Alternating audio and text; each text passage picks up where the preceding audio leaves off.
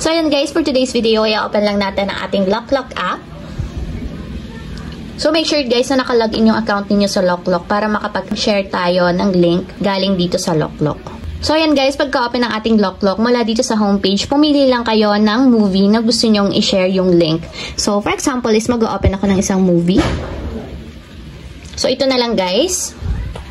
So, pagka-open ng movie, kung makikita nyo, meron dito mga options sa baba. So, hanapin nyo lang dito, guys, yung share. So, tap nyo yung share. And kung wala dito, guys, yung channel na gusto nyong pag-share ng link, ang gawin nyo lang, tap nyo yung more. And dito lalabas na yung mga channel na gusto nyong i-share yung link. So, for example na lang is sa Messenger. Tap nyo yung Messenger.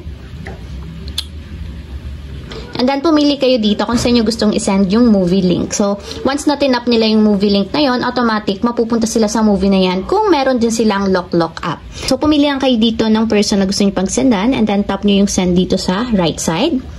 And kapag ganyan na guys, sabihin, nag-send na siya. So, check natin sa Messenger.